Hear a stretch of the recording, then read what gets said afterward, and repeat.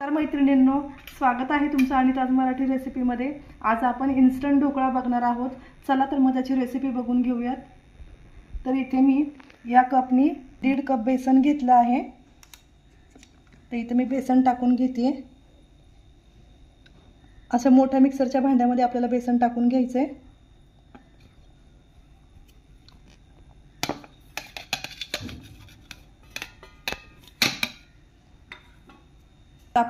तर या कपनी मी 1.5 कप बेसन घेतलं आहे। इथे मी एक मोठं मिक्सरचं भांडं घेऊन त्याच्यामध्ये हे पीठ टाकून घेतलेलं आहे। आता यात मी 2 ते 3 मिरच्या तोडून टाकणार आहे। यात मी अर्धा इंच आलं टाकलं आहे कट करून। याच्यामध्ये मी अर्धा चमचा मीठ घालणार आहे। इथे अगदी चिमूटभर हळद मी घालणार आहे। हळद जास्त घालायची नाही, नाहीतर आपल्या ढोकळ्याचा कलर लाल येतो।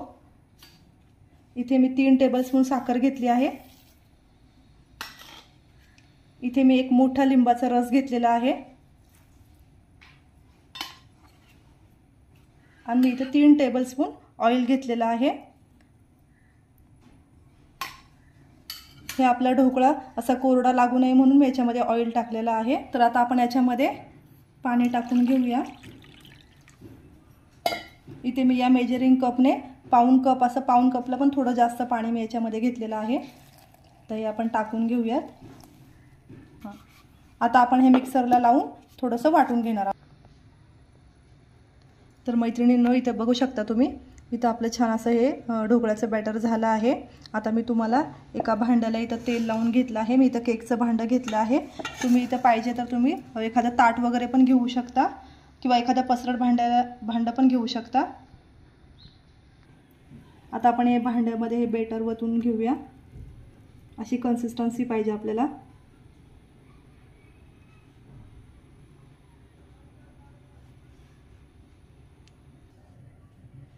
आता आपले इथं बॅटर सगळं टाकून झालेलं आहे या भांड्यामध्ये। आता आपल्याला शेवटी याच्यामध्ये एक इनोचं पॅकेट घालायचं आहे। हे असं इनोचं पॅकेट मिळतं, ते आता मी घालून घेणार आहे त्याच्यामध्ये। आता आपल्याला हा इनो टाकून घेतला आहे। आता आपण एकाच डायरेक्शनमध्ये आता हे पीठ सगळं हलवून घेणार आहे। आता इथं थांबायचं नाहीये मैत्रिणींनो, ही प्रोसेस आपल्याला पटकन करून घ्यायची आहे। असं एकाच डायरेक्शनमध्ये आपण सगळं पीठ असं हलवून घेणार आहोत। याच्यामध्ये छान अशी हवा भरली की आपल्याला हा ढोकळा आपल्याला ठेवायचा आहे। तर बघू शकता मैत्रिणींनो, किती छान आपलं पीठ फुललं आहे। आता आपण हा डब्बा थोडासा टॅप करून घेऊया। आणि इथं मी जाड बुडाची कढई ठेवली होती, त्याच्यामध्ये एक स्टँड ठेवलंय। सुरुवातीलाच हे पाणी मी गरम करायला ठेवलं होतं। आता त्याच्यावर स्टँडवरती हा डब्बा मी असं ठेवून घेणार आहे आणि याच्यावरती मी हे झाकण ठेवून देणार आहे। आपल्याला 20 मिनिटं हा ढोकळा छान शिजवून घ्यायचा आहे। इथं 20 मिनिटं झालेली आहेत। आपण मोठ्या गॅसवरती 20 मिनिटं चांगला ढोकळा वाफवून घेतला आहे। तर चला आता आपण गॅस बंद करूया आणि आपण झाकण काढून बघूया आपला ढोकळा झाला का। तर बघू शकता मैत्रिणी, किती छान आपला ढोकळा फुलला आहे आणि छान शिजलाही आहे आणि खूप असा वरती पण आलेला आहे। तर आपण थोडा वेळ ढोकळा थंड करून घेऊया, तोपर्यंत आपण फोडणीची तयारी करूया। तर आता आपण इथं फोडणीची तयारी केली आहे। आता आपण इथं ढोकळ्याला फोडणी देणार आहोत आणि इथं मी 2 ते 3 चमचे तेल घेतलेलं आहे। त्याच्यामध्ये मी अर्धा चमचा मोहरी घालणार आहे। मोहरी छान तडतडू द्यायची। इथे मी 9-10 कढीपत्त्याचे पानं घेतले आहे, ती पण छान तडतडली आहे। यात मी थोडंसं चिमूटभर हिंग टाकून घेणार आहे। इथे आपण उभ्या चिरलेल्या मिरच्या टाकून घेणार आहोत। छान परतून घ्यायचे आहे। थोडीशी कोथिंबीर या फोडणीला घालणार आहे। आता ज्या कपनी आपण बेसन घेतलं होतं त्याच कपनी मी इथे पाणी घेतलेलं आहे, अर्धा कप। ते पाणी टाकून घेते मी यामध्ये।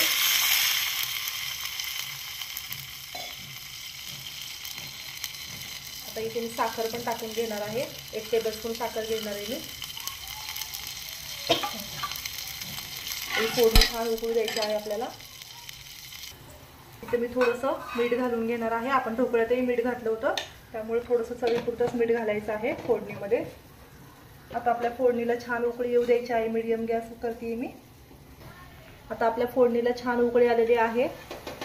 तर आता मी गॅस बंद करून टाकते आणि फोडणी थोडी थंड होईपर्यंत आपण ढोकळा काढून घेऊयात.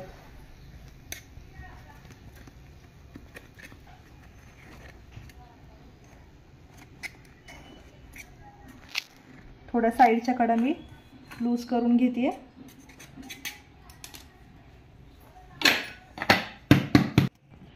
तर इथे मी ढोकळा प्लेटमध्ये काढून घेतला आहे. तुम्ही बघू शकता किती छान असं हा ढोकळा आपला झालेला आहे. त्याच्यावरती आता आपण फोडणी टाकून घेणार आहोत. तर इथं आपली फोडणी पण थोडीशी थंड झालेली आहे. मी आता याच्यावरती टाकून घेते.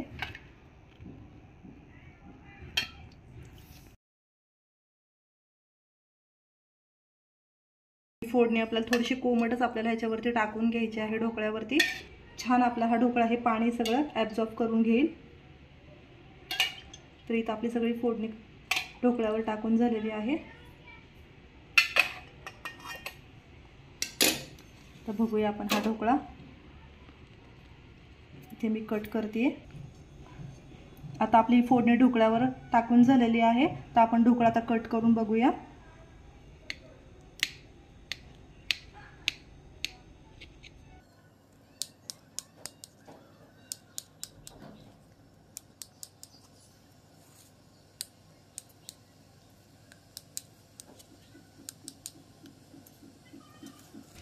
तर बघू शकता मैत्रिणींनो, किती छान आपला हा ढोकळा झालेला आहे. किती स्पॉन्जी, बघू शकता किती छान आपली जाळी ढोकळ्याला पडलेली आहे आणि किती छान असा स्पॉन्जी पण झालेला आहे. तर नक्की तुम्ही ही रेसिपी ट्राय करून बघा. मला कमेंटमध्ये सांगा तुम्हाला कशी वाटली माझी रेसिपी आणि माझ्या व्हिडिओला लाईक करा, माझ्या चॅनलला सबस्क्राईब करा.